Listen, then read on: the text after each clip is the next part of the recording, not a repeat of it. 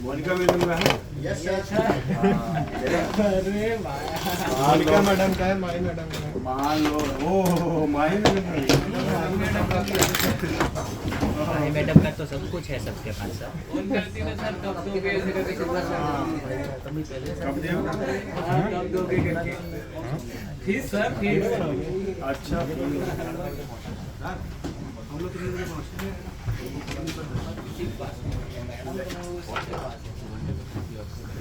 क्या शांत हो जाओ यार। PWM सेक्शन का मतलब होता है कि मेन ट्रांसफार्मर को चालू करना है ना। जब PFC सर्किट आपका काम कर जाता है तो उसके बाद कौन सी सर्किट चालू होती है? PWM सेक्शन स्टार्ट होता है। समझ में आया? तो यहाँ पे दो मॉसफेट का पेयर होता है। फर्स्ट मॉसफेट के ड्रेन पे क्या होता है कि वही वोल्टेज होता है जो PFC के द्वारा बनाया गया वोल्टेज होता है MFC पे 370 या 380 वोल्ट होगा। यही वोल्टेज किसको दिया जाता है? फर्स्ट मॉसफेट के ड्रेन को दिया जाता है। किसको दिया जाएगा? फर्स्ट मॉसफेट की ड्रेन को दिया जाता है। और इसी में देखेंगे तो दो डायोड का पेयर लगा होता है। किसी किसी में एक लगा होता है, किसी किसी में दो लगा होता है। दो भी मिलता है, एक भी मिलता है। तो यहाँ पे दो डायोड का क्या होता है? कैथोड टर्मिनल किससे जुड़ा होता है? इसी के वोल्टेज से जुड़ा होता है। समझ में है? यहाँ पे देखेंगे तो दो डायोड लगा हुआ है। अब डायोड का जो एनोड होता है ये किससे जुड़ा होता है? फर्स्ट मॉसफेट के सोर्स से जुड़ा होता है। फर्स्ट मॉसफेट का सोर्स कहाँ पे जुड़ा होता है? इस मेन ट्रांसफार्मर के T1 टर्मिनल से। वैसे मैंने उल्टा लिया है। और ये दूसरा टर्मिनल इस ट्रांसफार्मर का किससे जुड़ा होता है? सेकेंड मॉसफेट के ड्रेन से। यानी फर्स्ट मॉसफेट का सोर्स सेकेंड मॉसफेट के ड्रेन से क्या होता है? कनेक्टेड होता है। इसी सोर्स ड्रेन जंक्शन में क्या होता है कि आपके मेन ट्रांसफार्मर का प्राइमरी वाइंडिंग कनेक्टेड होता है। ठीक है ना।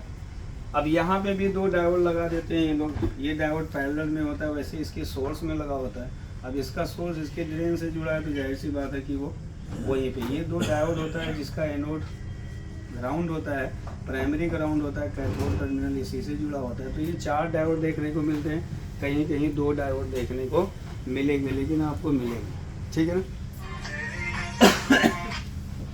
तो ये दो मॉसफेट का पेयर है। जब ये दोनों मॉसफेट अल्टरनेट फॉर्म में काम करते हैं तभी ये मेन ट्रांसफार्मर का प्राइमरी वाइंडिंग चालू होता है। और जब प्राइमरी वाइंडिंग चालू होता है तभी सेकेंडरी में आपको वोल्टेज देखने को मिलते हैं। ठीक है ना। तो अब इनका मॉसफेट है PWM, तो जाहिर सी बात है इनको ट्रिगर करने के लिए क्या होगा? इनका गेट होगा, है ना। यस सर तो गेट पे क्या आ जाएगा? AC पल्स आएगा। क्या आएगा? AC पल्स AC प्लसवा आएगा। किधर बनाए? इधर ऊपर बना दे, बाजू में होना और ऊपर बना दे, है ना। इसको हटा दे, इसको नीचे हेडिंग डाल देंगे। ठीक है अब देखो फर्स्ट मॉसफेट का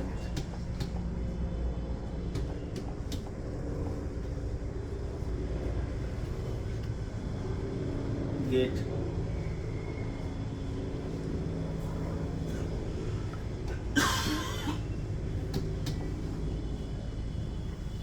थोड़ा और ऊपर,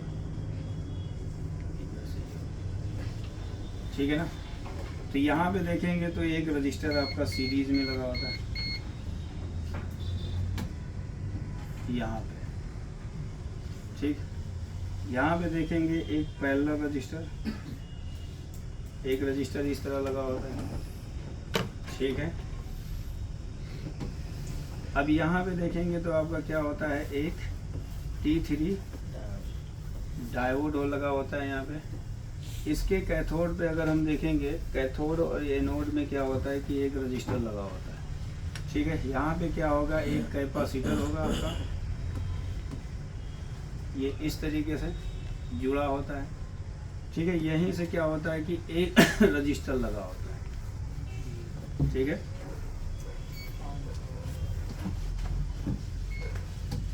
और ये रजिस्टर का जो एनोड होता है किससे जुड़ा होगा? इससे जुड़ा होगा।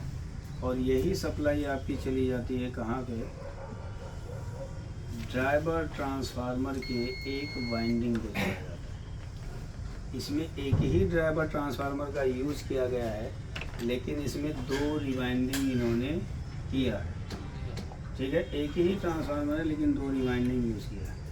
अब ये वाला जो टर्मिनल होता है इसका ट्रांसफार्मर का, ये किससे जुड़ जाएगा? फर्स्ट मॉसफेट के ड्रेन से जुड़ जाएगा।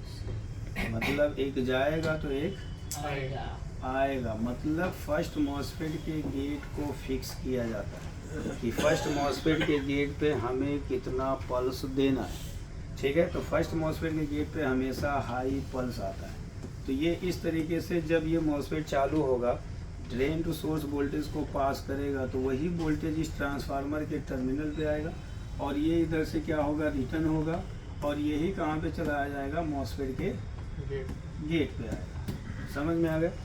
ये रजिस्टर होगा 550 ओम का होता है, HBR होता है, 550 ओम का होता है और ये रजिस्टर 30 ओम के होते हैं। ठीक है, और ये रजिस्टर आपका क्या होता है पैरेलल में या इसके सोर्स से जुड़ा होता है। अभी मैं जोड़ दूँगा। तो ये क्या है, आपका ड्राइवर ट्रांसफार्मर होता है, क्योंकि ड्राइवर ट्रांसफार्मर ही क्या देगा, इसको AC पल्स देता है। तो ये इसका क्या होता है, सेकेंडरी होता है। तो हमेशा ड्राइवर ट्रांसफार्मर में देखोगे तो सेकेंडरी जो होता है, जो फर्स्ट मॉसफेट के गेट को चलाता है, इसका कोई भी टर्मिनल ग्राउंड नहीं होता है, क्योंकि सोर्स से जुड़ा है तो पॉजिटिव हो गया और ये वाला गेट से जुड़ गया तो पॉजिटिव हो गया। दूसरा यहाँ पे जो होता है, इसकी रिवाइंडिंग होती है। तो इसकी रिवाइंडिंग इस तरीके से होती है सेकेंडरी में, यानी 2 कॉइल का इन्होंने यूज़ किया है। तो ये क्या होता है, आपका ग्राउंड होता है। अब यहाँ से भी वही सप्लाई आपकी निकलेगी सेम कंपोनेंट से। तो यहाँ पे एक रजिस्टर लग गया 550 ओम का हो गया। यहीं पे डायोड का एनोड जोड़ दो, चाहे ऐसे जोड़ दो चाहे वैसे जोड़ दो, बात एक ही है ना। मैंने इधर से जोड़ के जुड़ा तो उसी से ही। और ये भी रजिस्टर आपका 550 ओम का होगा। ठीक है, अब इसके क्या होता है कि एनोड कैथोड में एक कैपेसिटर लगाया जाता है। लियाकत भाई में यही प्रॉब्लम थी कि इस कैपेसिटर का एक टर्मिनल ग्राउंड इससे टूट गया था, जिससे स्विचिंग नहीं हो रहा है ना जी। अब यहाँ पे क्या होगा, एक रजिस्टर होगा, फिर एक रजिस्टर क्या होगा, पैरेलल होगा, यानी ये क्या होगा, फ्लोटिंग डिवाइडर सर्किट यहाँ पे बनाई जाती है।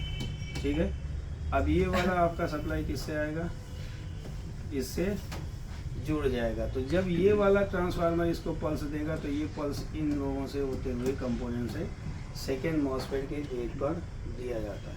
और ये वाला टर्मिनल जो जुड़ा होगा इसका,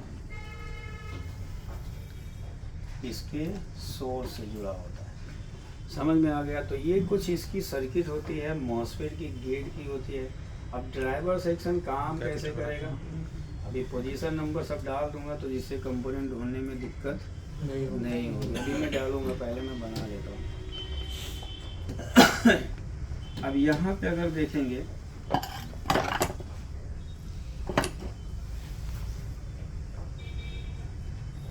एक रिवाइंडिंग की जाती है यहाँ पे, ठीक है ना। यहाँ पे एक रजिस्टर लगा दिया जाता है इसके टाइमिंग को सेट करने के लिए। इसको कहा जाता है DT, डेट टाइम। इसको डेट टाइम को ये सेट करता है। यही क्या करेगा, एक क्षण के लिए एक को ऑफ करेगा, एक को चालू करेगा, एक को ऑफ करेगा, एक को चालू करेगा। तो इसको डेट टाइम के लिए यहाँ पे यूज किया गया है। तो यहाँ पे क्या है, ये इसका प्राइमरी है ना। अब प्राइमरी में क्या चाहिए हमको, AC चाहिए, क्योंकि ड्राइवर ट्रांसफार्मर काम कब करता है, जब AC होगा तभी करता है ना। चलो कोई नहीं, बता दिया। ये एक यहाँ पे क्या होगा, PF क्या होगा, ये 104 का PF होता है, इसका वैल्यू होता है।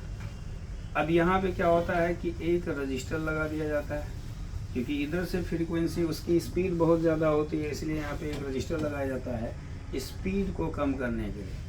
अब यहाँ पे क्या होगा, 2 ट्रांजिस्टर का पेयर आ जाता है, क्योंकि ड्राइवर सेक्शन जो इसका बनाया गया है वो है ट्रांजिस्टर बेस है, ठीक है ना। फिर यहाँ पे क्या है, एक दूसरा ट्रांजिस्टर है। दोनों ट्रांजिस्टर का क्या होता है, एमीटर जंक्शन आपस में जुड़ा होता है। दोनों ट्रांजिस्टर का एमीटर क्या होगा, जुड़ा होता है जी। देखो ये हो गया कलेक्टर, ये हो गया इसका एमीटर। तो ये भी इस ट्रांजिस्टर का हो गया एमीटर और ये इसका हो गया कलेक्टर। तो ये हो गया इसका ग्राउंड हो गया। तो कलेक्टर जिसका ग्राउंड होता है वो PNP होता है। कलेक्टर पे जिसके वोल्टेज होता है वो एनपीएन होता है। तो ये दोनों टर्मिनल इसका क्या होगा, यहाँ पे एमीटर जंक्शन से जुड़ जाता है, ठीक है ना। अब दोनों ट्रांजिस्टर का जो बेस होगा, ये दोनों ट्रांजिस्टर का बेस आपस में जुड़ा होता है, ठीक है। यहाँ पे एक 30 ओम के रजिस्टर का यूज किया गया है और ये सप्लाई आपकी जुड़ती है pin number 10 of 6805 IC oscillator, ठीक। तो दोनों ट्रांजिस्टर का बेस आपस में क्या होगा, जुड़ा होगा और इसके कलेक्टर पे क्या होगा, 17 वोल्ट आएगा। 17 वोल्ट होगा या कहाँ से, फ्रॉम स्विच, एक्सटर्नल स्विच जो आप प्रेस करते हो, एक्सटर्नल स्विच। जब एक्सटर्नल स्विच को चालू करते हो तो वहाँ पे आपका वोल्टेज आता है, ठीक है। और ये ट्रांजिस्टर होगा एनपीएन और ये ट्रांजिस्टर होगा पीएनपी। एनपीएन का क्या नंबर है, M7 ये है, इसका M2 ये है। ये मार्केट में लेने जाओगे तो इस नंबर से आपको मिलेगा। तो ये कुछ है आपका ड्राइवर सेक्शन, इस तरीके से होता है। और ये ड्राइवर ट्रांसफार्मर होता है, इसका प्राइमरी वाइंडिंग होता है और इसको ड्राइवर सेक्शन कहा जाता है। ये है ड्राइवर सेक्शन। जहाँ पे मॉसफेट होगा वहाँ पे आपको ड्राइवर सेक्शन 100% देखने को मिलेगा। बगैर ड्राइवर सेक्शन के मॉसफेट को चालू नहीं किया जा सकता, ठीक है ना। अब देखो यहाँ पे क्या होगा, मेन ट्रांसफार्मर का सेकेंडरी वाइंडिंग होगा। जब ये चालू होगा तभी चार्जिंग आउटपुट आपको देखने को मिलेगा। अब प्राइमरी में इन्होंने क्या किया है, 2 वाइंडिंग किया ना जी। तो सेकेंडरी में भी क्या होगा, 2 वाइंडिंग। यहाँ पे फीडबैक है तो इसका ऑक्सिलरी होगा कि नहीं होगा। तो यहाँ पे आ गया एक ट्रांसफार्मर, हमने इसको यहाँ पे फिर एक हमने ले लिया। एक तो ये हो गया कॉइल आपका, ठीक है। एक कॉइल ये हो गया, एक कॉइल ये हो गया, ठीक है। तो इसको क्या कहा गया, सेकेंडरी। और इसको भी क्या कहा गया, सेकेंडरी। क्योंकि मॉसफेट अगर ऑन होगा तब भी हम वोल्टेज यूज़ करेंगे, मॉसफेट ऑफ रहेगा तब भी वोल्टेज यूज़ करेंगे। क्योंकि मेन ट्रांसफार्मर जो ये जो सर्किट होता है इसको हाफ ब्रिज एसएमपीएस कहा जाता है। हाफ ब्रिज एसएमपीएस में दोनों मॉसफेट का वोल्टेज सेकेंडरी में आउट किया जाता है। तो मॉसफेट अगर ऑफ रहेगा तब भी वोल्टेज आउट होगा, क्योंकि यहाँ पे कोई भी इसनबर सर्किट, अगर इसनबर सर्किट होती तो हम सिर्फ मॉसफेट का ऑन वोल्टेज ले सकते थे, ऑफ वोल्टेज कभी नहीं ले पाएंगे। लेकिन ये हाफ ब्रिज एसएमपीएस होता है क्योंकि आउटपुट में 2 शॉर्ट की हमें देखने को मिल जाती है। यहाँ पे क्या आएगा, शॉर्ट की, यानी रेक्टिफायर डायोड इसको कहा जाता है। ये होता है शॉर्ट की, है ना जी। बहुत से लोग बोलते हैं पैक्ट, पावर डायोड।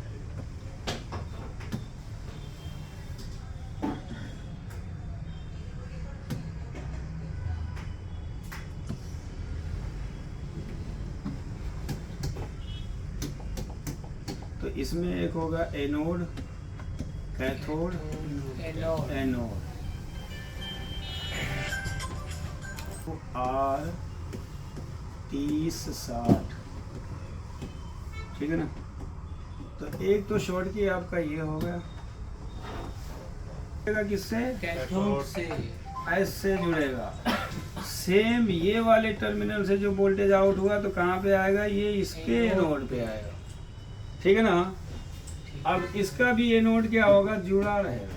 एनोड से ये इसके एनोड से, रजिस्टर और पीएफ। और यहाँ पे क्या होगा, एक रजिस्टर और एक पीएफ को लगा दिया जाता है इसके कैथोड से। ये रजिस्टर होता है 22 ओम का और ये भी रजिस्टर क्या रहेगा, 22 ओम। कभी कभी ये रजिस्टर अपनी वैल्यू बढ़ा देता है मेरे भाई, याद रखना। जहाँ पे रजिस्टर एलबीआर है और रेक्टिफिकेशन 2 ओम का है सर, 22 ओम का, समझ नहीं आ रहा सर। ये है ना 22, वो भी 22। चलो हम 22 ही लिख देते हैं।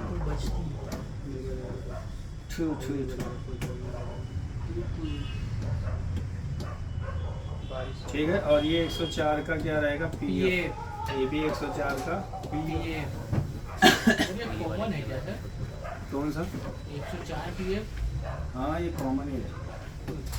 ठीक है। अब क्या होगा? मेन चार्जिंग आउटपुट देखने को मिलेगा। इसका कैथोड इसके कैथोड और इसके कैथोड से क्या निकलेगा? जुड़ा रहेगा। यही है आपकी चार्जिंग आउटपुट। ठीक है ना? यस। अब यहाँ ओ यस माय गॉड, अब ये आपका निकलेगा तो यहाँ से बड़का एक आउटपुट कॉइल आता है, अंडा।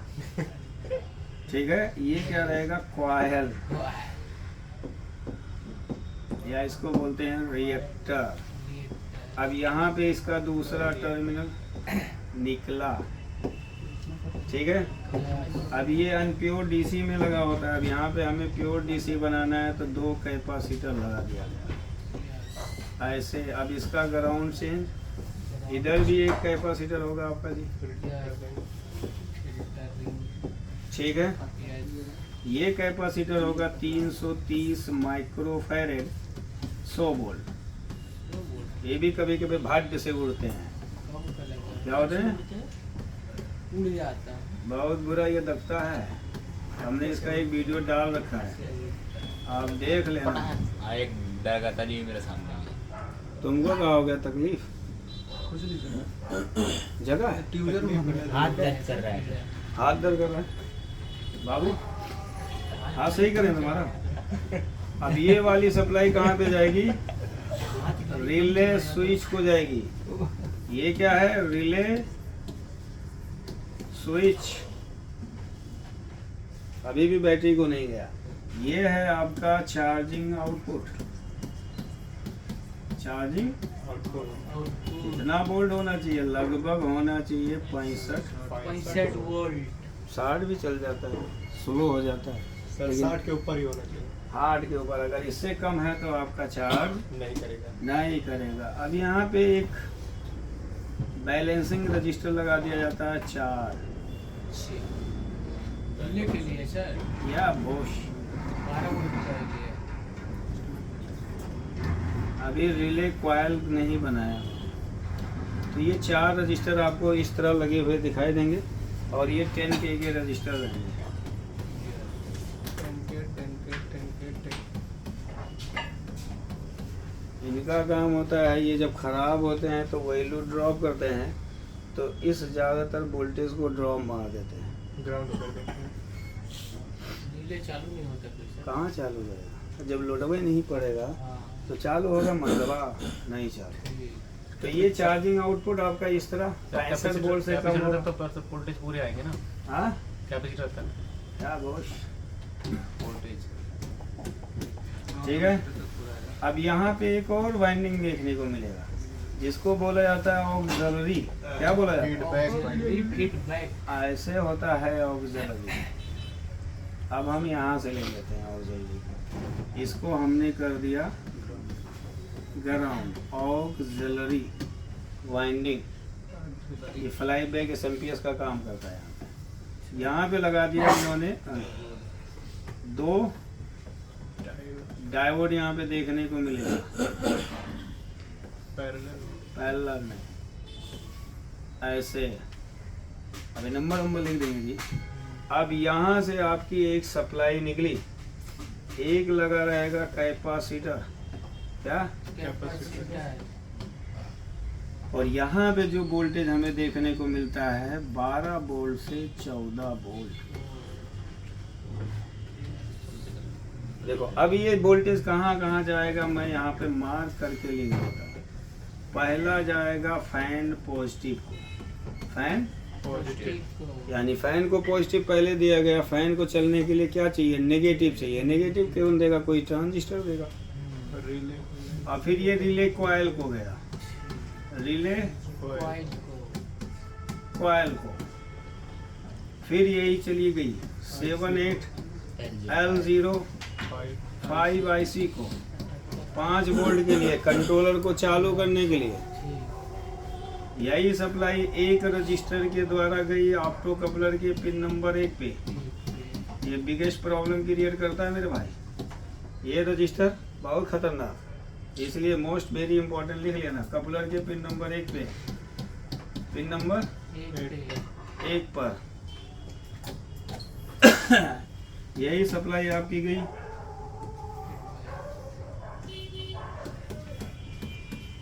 स्विच पे LM 324 के पिन नंबर 4 है, पिन नंबर 4 बस, बाकी किसी भी नहीं। ये जितने आउटपुट में सेक्शन लगे हैं सबको इसी 12 वोल्ट से एक्टिव किया जाएगा, और इसी 12 वोल्ट से कंट्रोलर आईसी भी ऑन हो रहेगी कि 78L05 आईसी लगी है, वो 5 वोल्ट बनाएगी। 5 वोल्ट किसको जाएगा? कंट्रोलर को गया, तो कंट्रोलर आईसी क्या होगी? ऑन हो जाएगी।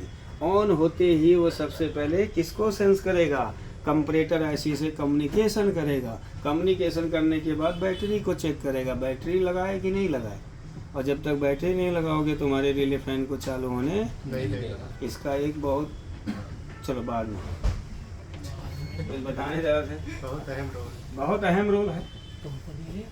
देखो अभी ये सर्किटिया है, थोड़ा नीचे आ दे, ये आलोक सर कह रहे नहीं आएंगे, नहीं आओगे हम ज़बरदस्ती तुमको लाएंगे, रुक जाओ आएंगे। और ये क्या है? रनिंग वोल्टेज किसके लिए जी? भूल गए ना, यही मेन फंडा है। किसके लिए है? ये स्विच के लिए है। हाँ, रनिंग वोल्टेज। ये कौन सा वोल्टेज है? Running voltage. Switch switch 17 running voltage, इसको रनिंग वोल्टेज कहा जाता है। ठीक है ना बाबू? यस सर, थोड़ा और छोटा करें, यस। आप कह नहीं होंगे, हो गया सर। बस इतना है। ऊपर कट गया सर, 17 वोल्टेज नहीं दिख रहा। चलो 17 वोल्ट काट दो। फोटो लो। तो ये है आपका PWM सेक्शन। जब PWM सेक्शन का R14 आया, तुम्हें ढूंढने में दिक्कत ना हो यार, इसलिए सर ले लिया। और ये है R4, फटाफट चेक कर लोगे फिर से ना, फोटो डालो यार। ठीक है ना? यस। R30 है तो ये R20 है, इसका पोजीशन नंबर है। डायोड इसका है D14 है, कैपेसिटर है C14 है, और इस रजिस्टर का नंबर है R22। ठीक है ना? क्या हुआ काव्या? 12 C14 नंबर है R16, और ये भी एक है R18। ये तो वही होगा, 570 है तो 570 ये भी होगा, और ये रहेगा C8, और ये रहेगा C12। ठीक है ना? और कहाँ है? अच्छा,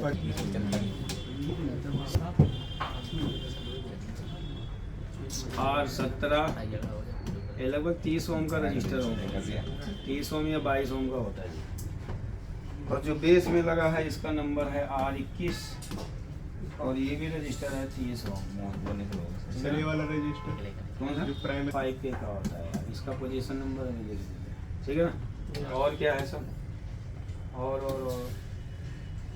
ये डायोड का नंबर डाल दो सर। किसका? हाँ, अरे ये नंबर बहुत 13, और ये है D9, D है 9। कह रहा है क्या मेरा? नितिन, नंबर 1 नंबर का पोजीशन नंबर रजिस्टर बताओ। हाँ? 25 वोल्ट, कितना? R60 1K, अच्छा 1.5 के। Okay boss, yes sir. Thank you boss. वो अपनी जमीन खो देगा।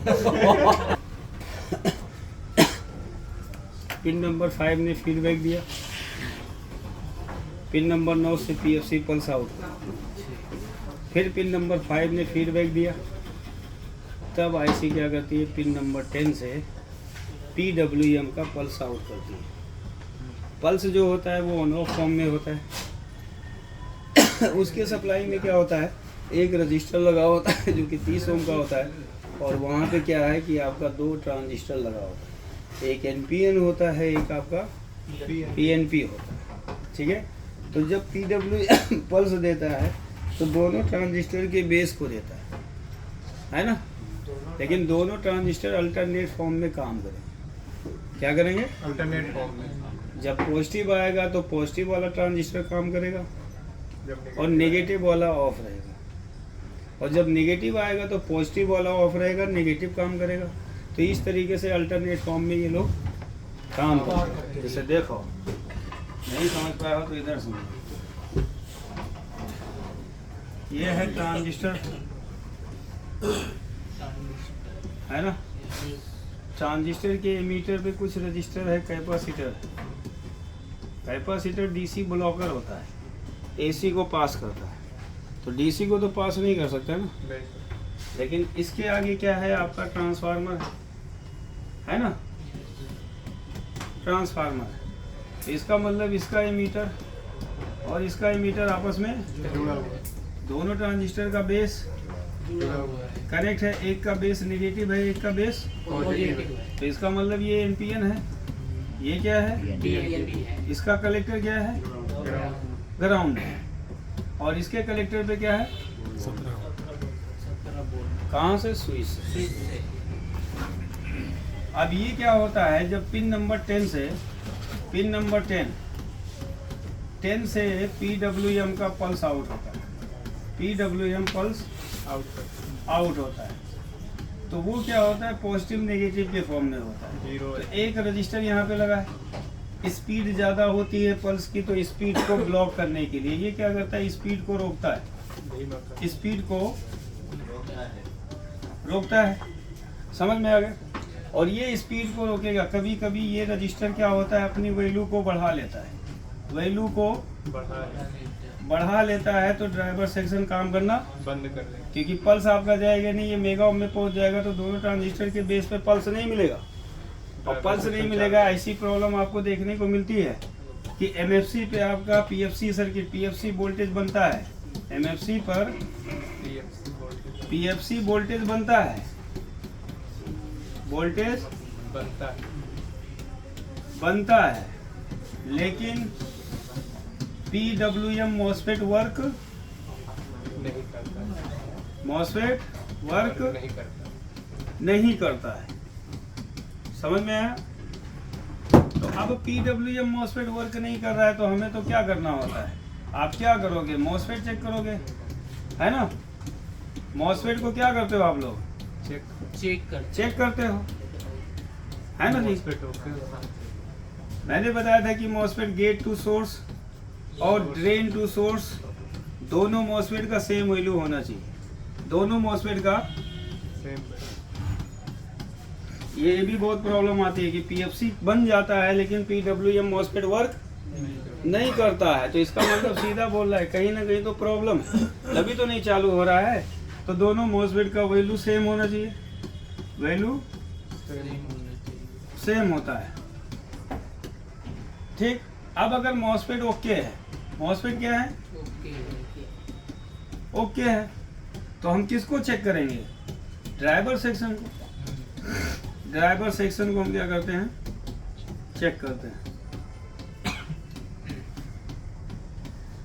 ठीक है ना। ये चीज याद है। तो ड्राइवर सेक्शन में पहला जो आपकी चेकिंग होनी चाहिए, दोनों ट्रांजिस्टर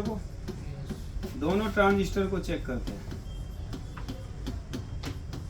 को चेक करते हैं, ठीक है ना। फिर आपको क्या करना है? रजिस्टर जो लगे हैं उनको चेक करना है, रजिस्टर को चेक करना है, चेक करते हैं,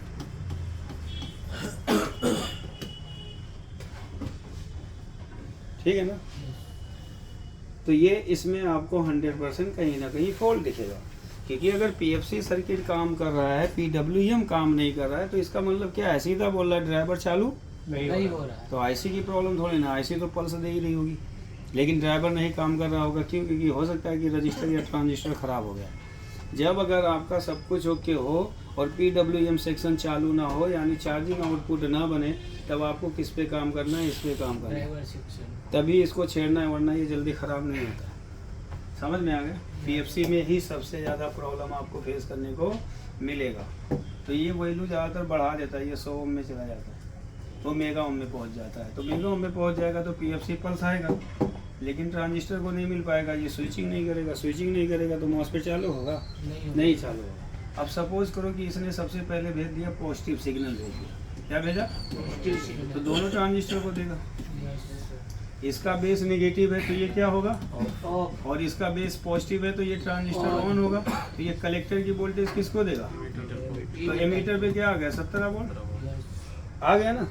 फिर ये तुरंत क्या भेज देगा? नेगेटिव भेज देगा। तो इसका बेस पॉजिटिव है, नेगेटिव आएगा तो ये ट्रांजिस्टर, और ये ट्रांजिस्टर को नेगेटिव मिलेगा तो ये ट्रांजिस्टर क्या होगा? तो ये इस वोल्टेज को जीरो करेगा। तो एक बार वोल्टेज आया, ग्राफ हाई, फिर वोल्टेज जीरो हुआ, ग्राफ डाउन, फिर हाई, फिर लो, फिर हाई, फिर लो। तो ये क्या बन गया? एसी। एसी बना। तो एसी जब बनेगा तो ये कैपेसिटर दबाव इधर है क्योंकि लगातार ये अल्टरनेट फॉर्म में काम करेंगे तो ये एसी को पास करेगा। एसी कहाँ पे आएगा? प्राइमरी। तो प्राइमरी वाइंडिंग में आएगा तो सेकेंडरी से इसका क्या होगा? Pulse out. एसी ही पल्स आउट हो जाएगा। तो एसी पल्स जो फर्स्ट मॉसफेट के गेट को दिया जाता है, फर्स्ट मॉसफेट के गेट को ये जो पल्स जाता है आपका 180 वोल्ट के करीब जाना चाहिए। 180 190 ये फर्स्ट मॉसफेट के गेट। अगर ये वोल्टेज कम गया तब भी आपका ट्रांसफार्मर चालू नहीं होगा। कभी कभी ये पल्स कम हो जाता है, कोई ना कोई कंपोनेंट खराब हो जाता है या कुछ हो जाता है या स्विचिंग कम होता है तो ये गेट पे इतना वोल्टेज नहीं जाएगा 180 190 तो आपका फर्स्ट मॉसफेट का गेट चालू नहीं होगा, तो सेकंड वाला नहीं चालू होगा। अब ऐसे सिचुएशन में क्या होता है कि जब एक पे गेट लो है एक पे ज़्यादा रहेगा तो क्या होगा? मॉसफेट उड़ने की चांस बहुत ज़्यादा होता है। समझ में आ गया ना? मॉसफेट के उड़ने की चांस ज़्यादा होता है। तो हमें पल्स को समझना है कि पल्स कितना जा रहा है। पल्स हमें चेक करना होता है कि अगर हमको 180-90 मिल रहा है तो इसका मतलब क्या है कि हमारा सही है पल्स। अगर इससे कम आएगा तो मॉसफेट चालू नहीं होगा, और मॉसफेट नहीं चालू होगा तो दूसरे का चालू नहीं होगा, क्योंकि जब पहला चालू होगा तभी दूसरा चालू होगा, क्योंकि इनका अल्टरनेट फॉर्म में काम कराया जाता है। ये ट्रांसफार्मर क्या होता है? ये ऑन ऑफ के फॉर्म में ही पल्स आउट करता है। एक बार अपर को देगा, एक बार लोअर को देगा। एक बार अपर क्योंकि वहाँ पे एक रजिस्टर को सेट कर दिया गया है टाइमिंग के लिए। जैसे होता है ना, पढ़ते हो RT रजिस्टेंस टाइम या रिलीज टाइम जो बोला जाता है उसको, वो टाइमिंग को सेट करता है कि एक बार इसको देना, एक बार इसको देना, एक बार इसको देना, एक बार इसको देना। तो इस तरीके से अल्टरनेट फॉर्म में ये वोल्टेज आउट होगा। तो ये फर्स्ट मॉसफेट के गेट को फिक्स कर दिया जाता है। किसी किसी में देखेंगे तो फर्स्ट मॉसफेट के गेट पे 200 वोल्ट चल जाता है, हाईएस्ट स्विचिंग करने लगता है। अब मान लेते हैं कि वहाँ पे T3 डायोड लगा है। अब ये जब स्विचिंग करेगा तो ये स्पाइक वोल्टेज भी तो पास कर सकता है। अब स्पाइक वोल्टेज पास कर रहा है, डायोड उसको कंट्रोल नहीं कर रहा है, वो मॉसफेट को उड़ाता रहेगा। फिर चेंज करोगे फिर उड़ाएगा, फिर चेंज करोगे फिर उड़ाएगा, क्योंकि उसको वोल्टेज ज़्यादा मिल रहा है।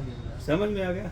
तो ये फर्स्ट मॉसफेट को कितना जाना चाहिए? 180। तो इसका मतलब जो ड्रेन पे वोल्टेज है 380, उसमें से 180 वोल्टेज कहाँ पे पास किया जाएगा? सोर्स पे।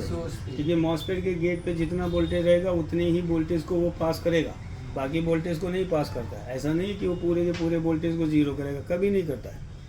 आधे वक्त जितना मॉसफेट के गेट पे वोल्टेज है उतना ही ड्रेन की वोल्टेज सोर्स को देगा। और फर्स्ट मॉसफेट का सोर्स किससे जुड़ा है? ड्रेन से जुड़ा है, दूसरे मॉसफेट के। तो जब ये मॉसफेट का गेट ऑफ होगा तो उसका गेट चालू होगा, तो वो उसी वोल्टेज को जीरो करेगा। और इसी सोर्स ड्रेन में क्या लगा है? मेन ट्रांसफार्मर का प्राइमरी वाइंडिंग लगा है ना, इसी में लगा है ना कि नहीं लगा है? लगा है। देखें लगा है कि नहीं लगा है? जी सर, देखते हैं। ये ऐसे है मॉसफेट, सोर्स पॉजिटिव होता है, नेगेटिव है। सेकेंड मॉसफेट का सोर्स क्या होता है? नेगेटिव होता है। ये पीयर होता है। अब हमने कंट्रोलर में पढ़ा 4 मॉसफेट का पेयर होता है। यहाँ पे क्या है? एक मॉसफेट का पेयर। जी सर। तो ये क्या हो गया आपका हाई, और ये इसका क्या हो गया? लो। क्योंकि इसका सोर्स क्या है? ठीक है। इसका ड्रेन इसी से जुड़ा हुआ है, सोर्स है। जुड़ा है कि नहीं जुड़ा है? और इसी सोर्स ड्रेन जंक्शन में हमेशा क्या लगा होता है? लोड, काम करने वाला। तो यहाँ पे काम करने वाला कौन है? ट्रांसफार्मर का प्राइमरी वाइंडिंग है। अब ट्रांसफार्मर क्या कहता है कि मेरे प्राइमरी में क्या देना होगा तुमको? एसी देना होगा, तभी प्राइमरी वाइंडिंग चालू होगा। वैसे एसी तो ये भी बनाते हैं, लेकिन इसको एसी के साथ क्या चाहिए? किलो हर्ट्ज में फ्रीक्वेंसी चाहिए। किलो हर्ज कौन बना सकता है? सिर्फ मॉसफेट बना सकता है, क्योंकि मॉसफेट जब स्विचिंग मोड में जाता है ना तो वो फ्रीक्वेंसी को क्या करता है, एक हाई में कन्वर्ट कर देता है। तो यहाँ पे जब प्राइमरी में एसी आएगा ना तो उसके साथ 80 किलो हर्ज की फ्रीक्वेंसी भी दी जाती है, तब इसके अंदर मैग्नेट बनता है, तभी ये क्या करती है, सेकेंडरी में वोल्टेज आउट करेगी। अगर ये मॉसफेट वीक रहेगा, मतलब प्रॉपर स्विचिंग नहीं करेगा, तो ये ट्रांसफार्मर कभी भी आपका चालू नहीं होगा। ये चीज़ हमेशा याद रखना, हमें इसको चेक करना होता है। गेट की वोल्टेज को हमेशा तुम चेक करोगे, और यही सोर्स ड्रेन जंक्शन इसी ड्राइवर ट्रांसफार्मर से जब जुड़ा होता है। जब ये गेट चालू होगा तो ये ड्रेन की वोल्टेज देगा, वही वोल्टेज फिक्स करता है कि हमें मॉसफेट फर्स्ट मॉसफेट के गेट पे कितना वोल्टेज रखना है, क्योंकि उसी वोल्टेज को फिर रिटर्न ये कर रहा है, ऐसे साइकिल बनाता है। ठीक है, तो जब भी ये मॉसफेट चालू होगा तो ये वोल्टेज पास करेगा, और ये वोल्टेज कहाँ पे आएगा, यहाँ पे आएगा। तो अभी तो डीसी वोल्टेज दिया उसको, क्योंकि ये जब चालू होगा तो डीसी वोल्टेज देगा, ये जब चालू होगा तो उसको जीरो करेगा। ठीक है, तो जब ये मॉसफेट के गेट को चालू किया जाएगा तो ये ड्रेन टू सोर्स क्या करेगा, वोल्टेज को, तो ये वोल्टेज क्या होगा, जीरो होगा। तो यहाँ पे भी वही चीज बन रहा है आपका, बन रहा है ना, एसी बना और उसके साथ फ्रीक्वेंसी मिली, तो ये ट्रांसफार्मर का प्राइमरी वाइंडिंग चालू होगा, और जब प्राइमरी वाइंडिंग चालू होगा तो सेकेंडरी से वोल्टेज आउट। सर इसका ड्रेन किससे जुड़ा है सर? और इस कैपेसिटर का फंडा मैंने बता रखा है, हाँ क्या काम करता है। इस वाले कैपेसिटर, बूस्ट वाले सर। क्या करता है बताओ, कुछ दो बताओ। सर हाई फ्रीक्वेंसी को पास कर लेता है। ये क्या करता है, मॉसफेट को प्रोटेक्शन देता है। क्या देता है, हाई फ्रीक्वेंसी को कभी कभी ये कैपेसिटर ही वीक होता है, तो मॉसफेट बार बार टक टक उड़ जाता है। कभी भी ना देखो, मॉसफेट को अगर चेंज कर रहे हो ना तो एक चीज़ हमेशा याद रखना, आप उसकी पूरी सप्लाई को प्रॉपर तरीके से ड्रेन सोर्स में जो कैपेसिटर वही ना? हाँ प्रॉपर तरीके से चेक करना है। मॉसफेट को देखो गेट की फ्रीक्वेंसी सोर्स को दी जाए, लेकिन ड्रेन पे भी क्या होता है, क्योंकि जब आपका डीसी होता है ना, जब कैपेसिटर चार्ज होता है तो मैंने बताया कुछ एसी का पल्स भी बन जाता है कैपेसिटर के पास, है ना। तो इसका मेन फंडा वही होता है कि वो कैपेसिटर क्या करेगा, जब कैपेसिटर चार्ज होता है तो उसके पल्स को ये भी पास करा देता है, ताकि ड्रेन पे हमें क्या चाहिए, वोल्टेज प्लस एम्पियर चाहिए, हमें उसके अलावा वहाँ पे कुछ नहीं चाहिए। समझ में आ रहा है। तो यहाँ पे अगर देखेंगे ना तो सोर्स और ड्रेन के बीच में लगा होता है, ताकि ये मॉसफेट जब स्विचिंग करे तो हीटअप ना हो, क्योंकि हीटअप होगा शॉर्ट होगा, हीटअप होगा शॉर्ट। तो इस कैपेसिटर को भी चेक करना ज़रूरी होता है। 104 पीएफ का लगा होता है, किसी को चेक करना नहीं आता होगा, चाहे मुंह पे बोल रहे हैं, किसी को नहीं आता होगा चेकिंग कि कैसे इस कैपेसिटर को चेक कर दें। तो जब इसकी चेकिंग नहीं पता होगा तो आप रिपेयरिंग क्या करोगे। सही बात है। एक कैपेसिटर वीक हो जाता है ना, पूरे सर्किट को हिला देता है। तो अब हमारा काम होता है सर्किट पढ़ाना, हम कंपोनेंट थोड़ी ना पढ़ाएगा बे, कि आप बोलो नहीं कंपोनेंट पढ़ाओ, हम क्या कंपोनेंट पढ़ाएं, फिर हम पढ़ाएं अपने तरीके से, राजेश सर पढ़ाएं अपने तरीके से, फिर बोलो कि राजेश सर आपने ये नहीं बताया, अली सर ये बता दिया। हम तो इसलिए छोड़ दिए। समझ में आ रहा है ना। तो वो दो तरफा वाला गेम नहीं खेल, आउट करेगा, और ये दोनों मॉसफेट के गेट को देगा, तो दोनों मॉसफेट अल्टरनेट फॉर्म में काम करेंगे।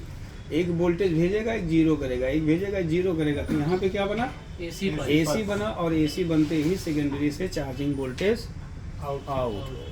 समझ में आ गया।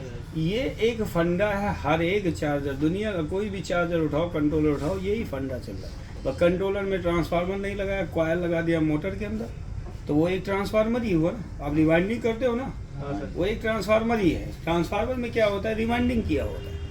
आप उसको तोड़ो तो मोटर में भी क्या है, रिवाइंडिंग किया है, तो मोटर के अंदर समझो वो ट्रांसफार्मर ही है, वो कॉयल ना समझो, है ना। एक यहाँ पे फीडबैक है, फीडबैक हमेशा ग्राउंड से जुड़ा होता है, याद रखना वो चीज़। इसका दोनों टर्मिनल क्या होगा, ग्राउंड होगा। अब जब प्राइमरी में एसी बनेगा तो इसके फीडबैक में ऑटोमेटिक एसी बन जाता है। अब इस एसी वोल्टेज का हमें यूज करना है ना। इसमें जब एसी बनेगा भाई तो इसको हम डीसी के रूम में यूज करेंगे। तो यहाँ पे एक रनिंग वोल्टेज दे दिया गया, क्या दिया गया, रनिंग वोल्टेज। कितना वोल्ट ये पास करेगा, 24 वोल्ट। समझ में आ गया। तो यहाँ पे भी इन्होंने दो रिवाइंडिंग कर दिया है, एक ये कॉयल लगाया, सेंटर टेप मारा, फिर एक कॉयल लगाया, ये निकल गया, ठीक है। फिर इन्होंने एक कॉयल यहाँ पे लगा दिया, ये कॉयल लगा दिया। अब यहाँ पे भी डायोड को लगा दिया। और यहाँ से इन्होंने वोल्टेज यूज़ कर लिया। जब सेकेंडरी में वोल्टेज होगा तो उसके ऑक्सिलरी में वोल्टेज होगा। समझ में आ गया? जब सेकेंडरी में वोल्टेज नहीं होगा तो ऑक्सिलरी में कुछ भी नहीं होगा। ऐसा नहीं है कि ऑक्सिलरी में आउट कर देगा ना, दोनों एक साथ आउट होंगे। ये चीज़ हमेशा याद रखिए। तो यहाँ से क्या बनना है? 12 वोल्ट। अब ये 12 वोल्ट से पूरे आउटपुट सेक्शन को ऑन कर रहा है और ये चार्जिंग वोल्टेज किसको जा रही है? रिले को जा रही है, जिससे आप बैटरी को चार्ज कराओगे। लेकिन अब रिले के आगे कौन खड़ा है? कंट्रोलर खड़ा है। कंट्रोलर ऐसे उसको चलाएगा। बगैर कंट्रोलर आईसी के परमिशन के बगैर रिले कभी भी चालू नहीं हो सकता है। तो उसको क्या चाहिए? 2 वोल्टेज चाहिए। मैंने इसको एग्जूम में जब रिपेयर कर रहा था तो यही चीज़ बताया था 2 से 4 में जी, कि कोई भी चार्जर है, आप हम अपने कंट्रोलर की ही बात कर ले। कंट्रोलर में क्या कहता है? उसमें भी क्या कहता है कि हमको 2 सेंसिंग वोल्टेज तुम्हें देना होगा, तभी हम तुम्हारे मोटर को चलाएंगे, वरना नहीं चलाएंगे। मतलब लोड को चलाना है। तो उसी तरह चार्जर में भी है, कोई भी चार्जर है, ये 2 वोल्टेज को सेंस करता है। एक डीसी सेंसिंग होता है, एक एसी सेंसिंग होता है। जैसे आईसी को ये 12 वोल्ट से 5 वोल्ट बना के दिया जाएगा, आईसी ऑन होगी, सबसे पहले वो डीसी को ही और एसी को सेंस करेगी। पहला काम उसका वही, ऑन होते ही वो दोनों को क्या करेगी? सेंस करेगी। अब पता चल रहा है इस चार्जर में, ईस्टमैन माइक्रोटेक बोल्ट्जमैन में 85% प्रॉब्लम डीसी सेंसिंग की आती है आउटपुट में। पहली प्रॉब्लम क्या आती है कि आउटपुट में डीसी सेंसिंग मिसिंग होगा। वो आपको बताएगा, खुद बताएगा। ये दुनिया के चार्जर में बताता है। मैंने बताया अगर 25% एलईडी ब्लिंक करे तो समझ जाओ उसको डीसी सेंसिंग नहीं मिल रहा है। तो कहते हैं 25% नहीं हो रहा है तो कहते हैं कि हमारा स्विचिंग नहीं। अरे भाई स्विचिंग कैसे स्टार्ट करेगा जब पूरी अथॉरिटी कंट्रोलर के पास है? तो उसको डीसी सेंस कराओ, क्योंकि उसकी जो प्रोग्रामिंग की गई है वो 48-60 वोल्ट की गई है। अब 48 वोल्ट का चार्जर है, वरना इंसान तो अपनी फितरत से सोचता है कि यार हम 60 वोल्ट को भी चार्ज कर लें, 72 को भी कर लें एक ही चार्जर से। लेकिन कंपनियां पागल थोड़ी ना है, उसने प्रोग्राम कर दिया कंट्रोलर को कि भैया तुम 48 वोल्ट को ही चार्ज करोगे, 60 लगाएगा तुम बैटरी को फुल दिखा के कटाम मार दो, चालू ही ना करो तुम। चार्जर फेंकने का तरीका। हाँ वही चीज़ है ना। लेकिन हमने आपको बताया है कि इसके प्रोग्रामिंग को अनलॉक कर सकते हो। बहुत सारा जुगाड़ है यार, सर्किट को समझो तो आप बहुत कुछ छेड़ सकते हो उसके साथ। हमने कंट्रोलर में बताया कि 48 वोल्ट का कंट्रोलर है, आप 60 पे भी चला सकते हो, 72 पे भी। सिर्फ तुम्हें बताना है उसको, बस तुम बताओगे वो काम करेगा। तो जैसे चार्जिंग आउटपुट हुआ, रिले को गया, रिले से एक फीडबैक गया LM324 को गया। LM324 ने एक आउटपुट दिया कंट्रोलर को, तो कंट्रोलर समझ गया हाँ यार चार्जिंग आउटपुट हो चुका है। वो समझ गया कि चार्जिंग आउटपुट हो गया। तो अब कंट्रोलर का काम होता है कि रिले को तुम चालू करो। तो कंट्रोलर का काम है कि पहले मैं सारी सर्किट को चेक करूंगा कि हमें प्रॉपर वोल्टेज मिल रहे हैं कि नहीं मिल रहे। तो पहला इसका काम होता है डीसी को सेंस करना। इसका चार्जर कभी भी आएगा डीसी सेंसिंग में प्रॉब्लम होगी, कभी भी। वो जो कल परसों किया है हमने चार्जर आपके सामने, उसमें डीसी सेंसिंग की भी प्रॉब्लम थी। जंपर मारा, सप्लाई मिली, फैन रिले चालू हुआ। तो इसका जब डीसी सेंसिंग की प्रॉब्लम आएगी तो ये एक ही फॉल्ट दिखाएगा, फॉल्ट एलईडी और 25% एलईडी बिलिंग कर देगा। और उसके डिस्प्ले पे लिखेगा लैब। क्या लिखेगा? लैब का मतलब बोला लोड कनेक्ट नहीं है तुम्हारा, तो हम रिले को चालू नहीं कर सकते। भाई उसको मान लेते हैं कि आप पानी चलाए, पानी आगे उसको जब वो दोगे, खोलोगे, रास्ता दोगे, तभी तो पानी चलाने का मतलब है, नहीं तो पानी फट जाएगी। भाई आपने छोड़ना शुरू कर दिया, आपने रास्ता भी नहीं दिया और तुम पानी डालना शुरू करोगे तो क्या होगा? पाइप फटेगी। तो उसी तरह कंट्रोलर कहता है कि मैं तो चालू करूँ रिले, लेकिन एम्पियर किसको देना है पहले वो चीज़ तो लगाओ आप। इसका मतलब तुम बैटरी को कनेक्ट करो, तभी हम इस एम्पियर को पास करेंगे, तभी एम्पियर जाता है, बैटरी आपकी चार्ज होती है। तो इसका सबसे बिगेस्ट फॉल्ट, बहुत ज़्यादा, ये एक जंपर मार के पैसा कमाते हैं। सही। रजिस्टर वैल्यू बढ़ा देता है, चेंज करते हैं, एक रजिस्टर 2 रुपये का भी नहीं पड़ता है, उससे कमाते हैं। इसका अगर प्राइमरी ओके है तो सेकेंडरी में 100% प्रॉब्लम। 2 प्रॉब्लम इसका मोस्ट पॉपुलर है, एक लोड की प्रॉब्लम, एक एम्पियर की प्रॉब्लम। 2 प्रॉब्लम इसका आउटपुट में बहुत ज़्यादा है, सबसे ज़्यादा भरा पड़ा है। ठीक है, तो उसको हम आगे समझेंगे, अभी फिलहाल इसको। तो आउटपुट हुआ, कंट्रोलर आईसी ऑन हुई, उसने बैटरी को चेक किया, बैटरी लगी कि नहीं लगी है। बैटरी नहीं लगी है तो वो रिले फैन को चालू होने नहीं देगा। दूसरा, अगर इसके आउटपुट में एक सर्किट होती है उसमें प्रॉब्लम होगा तो ये आउटपुट को ड्रॉप मार देगा। क्या करेगा? ड्रॉप कर देगा, क्योंकि आउटपुट हम 65 लेना चाहिए, लेंगे तभी हमारा काम होगा। तो ये क्या करता है, आउटपुट को ही ड्रॉप कर देता है, 50-55 पे कर देता है। 50-55 से बैटरी चार्ज नहीं होता। तो इसकी ये दूसरी प्रॉब्लम बहुत ज़्यादा है। 50 वोल्टेज आउट कर देगा, 55 आउट कर देगा। फैन को चला देगा लेकिन रिले नहीं चलेगा, कट कट कट बोलेगा और तुम्हारे डिस्प्ले पे मैसेज भी मारता रहेगा, है ना, दिखाता रहेगा। तो बहुत सारी चीज़ें हैं, वो आउटपुट में हम पढ़ेंगे। तो ये था हमारा प्राइमरी का PWM सेक्शन। क्या कर रहा है तू? आ ही नहीं रहा है। यहाँ पे देखो ये लाइन न्यूट्रल है ना। तो यहाँ पे देखेंगे रजिस्टर लगाए गए हैं बहुत सारे, ये AC सेंसिंग के लिए, ठीक है। तो एक सप्लाई से यहाँ पे निकलेगी और यहाँ से अगर चेक करेंगे तो एक एक रजिस्टर इन्होंने और दे दिया है। देखो यहाँ पे एक रजिस्टर आएगा, बीप आया, और एक यहाँ पे आएगा। अब यहाँ से एक सप्लाई निकलेगी, ये है LM324, तो ये है इसका डॉट, ये इधर से शुरू होगा। तो यहाँ से चेक करेंगे तो एक पिन के 12 नंबर पे आएगा, भी आया, और एक से कहाँ पे आएगा, 13 पे आएगा, 13 से आएगा। मैंने 14 से बोला था कि जब 14 वोल्ट की सप्लाई आउट होगी तो एक रजिस्टर के द्वारा ये AC सेंसिंग कहाँ पे जाती है, कंट्रोलर IC के पिन नंबर 5 पे। वैसे 5 नहीं बताया मैंने, तुम पहले ही 5 बोल दिए, है ना। देखो हाँ यार बताओ, अभी हमने ये बोला था कि कंट्रोलर IC के पिन पे जाता है, एक रजिस्टर के द्वारा जाएगा। देखो एक रजिस्टर है कहाँ, ये बराबर में ये तो 0 है, 0 नहीं, एक 1.4 का होता है ना। चलो देख लेते हैं, डायरेक्ट नहीं जा रहा ना, ये लॉजिक कार्ड पे जाएगा, लेकिन एक रजिस्टर छुपा है। एक मिनट को R67 करके कुछ हो, R9058 दे रखा है। तो यहाँ पे देखेंगे, अरे और रजिस्टर दिया क्या, अरे झमेला कर रखा है ये। इधर से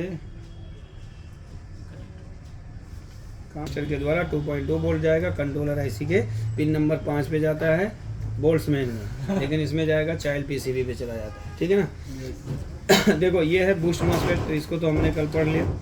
ये होते हैं 2 मॉसफेट यहाँ पे लगे हैं, PWM मॉसफेट। ये इसका क्या है, यहाँ पे ड्राइवर ट्रांसफार्मर दिया है ये वाला, और ये दिया हुआ है ड्राइवर ट्रांजिस्टर दिया हुआ, और यहाँ पे लगी है 6805 ऑसिलेटर IC।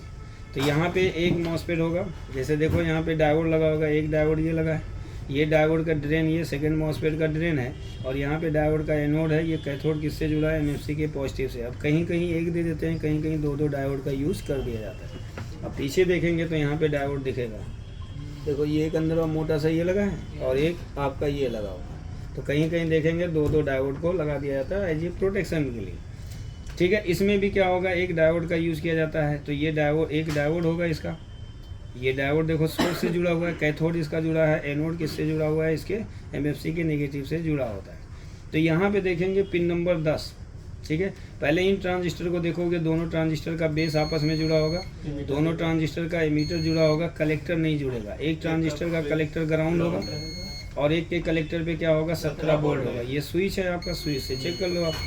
तो जब पिन नंबर 10 से ये पल्स आउट करता है तो यहाँ पे एक रजिस्टर लगाया गया दोनों ट्रांजिस्टर के बेस को देने के लिए, ठीक है। तो यहाँ से देगा, जब पॉजिटिव देगा तो ये वाला ट्रांजिस्टर ऑन होगा, ये कलेक्टर वाली वोल्टेज किसको देगा, एमीटर को देगा, और जब ये नेगेटिव देगा तो ये ऑफ होगा, ये चालू होगा, और ये इस एमीटर की वोल्टेज को कलेक्टर पे भेज के क्या करेगा, 0 करेगा, ठीक है। तो इस तरीके से ये अल्टरनेट फॉर्म में काम करेंगे। इनके एमीटर जंक्शन पे क्या होगा, एक रजिस्टर लगा हुआ है और एक कैपेसिटर यहाँ पे लगा दिया गया। ये कैपेसिटर का दूसरा टर्मिनल जो होगा किससे जुड़ा है, ट्रांसफार्मर के प्राइमरी बाइंडिंग से जुड़ा है। यहाँ पे देखो एक रजिस्टर लगाया गया है और ये रजिस्टर का दूसरा टर्मिनल यहाँ पे होता है। तो ये इस तरीके से यहाँ कहाँ प्राइमरी में क्या बनेगा, AC बनेगा। और जब प्राइमरी में AC बनेगा तो यहाँ से देखेंगे सेकेंडरी से AC पल्स आउट होगा, ये फर्स्ट मॉसफेट के गेट के लिए। अब ये फर्स्ट मॉसफेट क्यों है, क्योंकि इसका सोर्स नेगेटिव नहीं है, इसका सोर्स जुड़ा है इसके ड्रेन से। अब इसका सोर्स है वो ग्राउंड है, तो इसका मतलब ये सेकंड मॉसफेट होगा, ये क्या होगा, फर्स्ट मॉसफेट होगा। तो इसमें 2 टर्मिनल है, T1 T2 है। तो एक से देखेंगे ये कैपेसिटर रजिस्टर लगा है, ठीक है, और यही डायोड से भी जुड़ा होगा। अब ये रजिस्टर है, दूसरे साइड बीप साउंड नहीं देगा क्योंकि 550 ओम का रजिस्टर है। अब इसका दूसरा टर्मिनल देखेंगे तो यहाँ पे बीप साउंड देगा, यही कैथोड से जुड़ा है, ठीक है। और ये सप्लाई यहाँ पे आएगी कहाँ पे, मॉसफेट के गेट पे। यहाँ पे एक रजिस्टर लगाया गया जिसका एक टर्मिनल किससे जोड़ा गया, इसके सोर्स से जोड़ा गया। तो यहाँ पे इन कंपोनेंट से होते हुए AC पल्स आएगा। ये T3 डायोड होता है, ये इसका कैथोड होता है स्पाइक वोल्टेज को बचाने के लिए। अगर ये कैपेसिटर गलती से यहाँ पे निकल गया ना तो ये स्विचिंग नहीं जाएगा और आपकी चार्जिंग आउटपुट को बनने नहीं देगा। कभी कभी कोई भाई इसको भी निकाल देता है, तो इसको मत सोचना ये निकल गया तो आपका काम हो जाएगा, कभी काम नहीं करेगा, ये स्विचिंग ही नहीं स्टार्ट होने देगा। समझ में आ गया? तो ये कैपेसिटर मोस्ट इम्पॉर्टेंट है, इसको याद रखना, ये निकलना नहीं चाहिए। अगर ये निकलेगा तो फर्स्ट मॉसफेट के गेट का है। ठीक है, समझ में आ गया?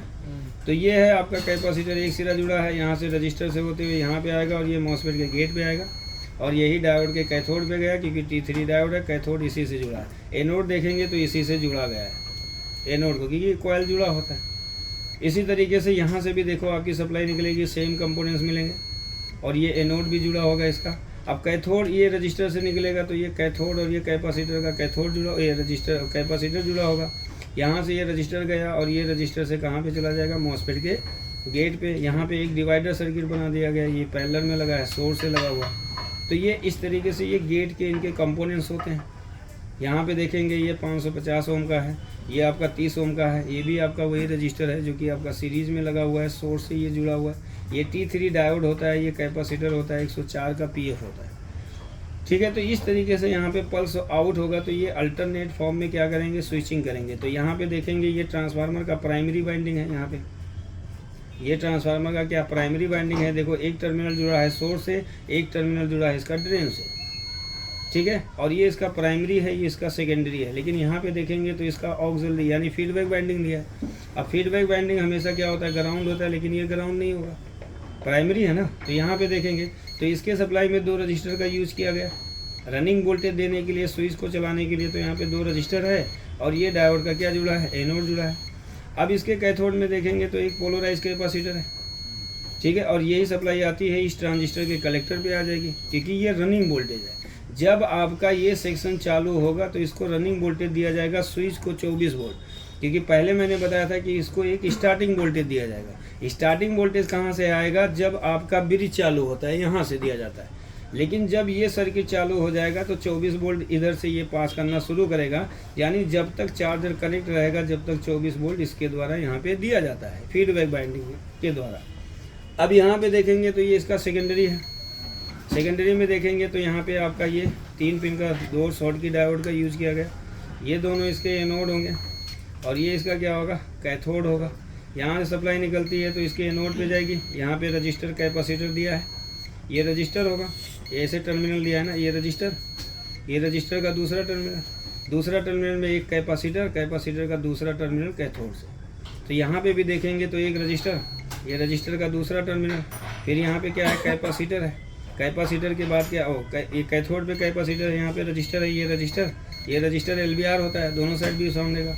ये कैपेसिटर का एक टर्मिनल यहाँ पे ऐसे जोड़ा गया है और ये दूसरा टर्मिनल किससे जुड़ा होगा? इसके कैथोड से जुड़ा होगा। पीछे देखेंगे तो यहाँ पे लगे हैं, देखो एक रजिस्टर और एक ब्लू कलर का कैपेसिटर, एक रजिस्टर एक ब्लू कलर का कैपेसिटर। ठीक है, तो ये है। अब यही सप्लाई अगर आपकी निकलती है तो यहाँ पे देखो लाइन फिल्टर कॉयल का यूज़ किया गया। ये लाइन फिल्टर कॉयल, ये वाला जो आउटपुट कॉयल होता है, इसको आउटपुट कॉयल बोला जाता है। तो यहाँ पे देखेंगे यही सप्लाई कैथोड से जुड़कर यही सप्लाई कहाँ पे आती है? यहाँ पे आती है। और ये है रिले स्विच है। रिले स्विच का एक टर्मिनल ये है, दूसरा टर्मिनल ये है, ये रिले कॉयल होता है। ठीक है, तो यहाँ पे ये सप्लाई आपकी पहुँच जाती है रिले स्विच पे। यहाँ पे पैरेलल में वही सारे रजिस्टर लगे हैं जो मैंने आपको बताया था, R10 है, R11 है, R9 है, R12 है, 10-10 किलो ओम के ये लगे होते हैं। ठीक है, यहीं पे देखेंगे तो एक पोलराइज कैपेसिटर लगा है, ये पोलराइज कैपेसिटर है और दूसरा पोलराइज कैपेसिटर ये है। ये आउटपुट कैपेसिटर होते हैं, ये 2 लगे हैं यहाँ पे। ठीक है, जो कि आपका 300 माइक्रोफैरेड और कितना 100 वोल्ट की ये होते हैं। ठीक है, समझ में आ गया। यहीं पे आपका लगा है शंट, ये शंट होता है, एम्पियर के फीडबैक के लिए होता है। तो इसको देखोगे तो इन्होंने यहीं पे जोड़ रखा है, देखो यहीं से आपकी नेगेटिव सप्लाई जो निकलती है ना, तो इसको इन्होंने शंट से जोड़ दिया है। अब शंट से एक रजिस्टर को लगाकर इसका फीडबैक इसको दिया जाता है। तो ये नेगेटिव एम्पियर को ये क्या करता है? काउंट करता है।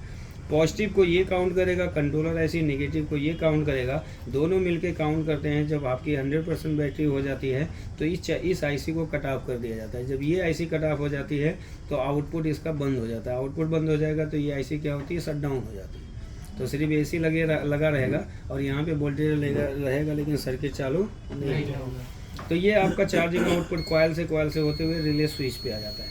और यहाँ पे देखो पैरेलल रजिस्टर लगाए गए हैं 4, यहाँ पे कैपेसिटर है और यहाँ पे एक कैपेसिटर है। इनका दूसरा टर्मिनल क्या है, नेगेटिव है, ठीक है ना। उसके बाद ये है आपका ऑक्सिलरी बाइंडिंग है। यहाँ पे देखेंगे ये ऑक्सिलरी बाइंडिंग है, 2 डायोड का यूज़ किया गया है।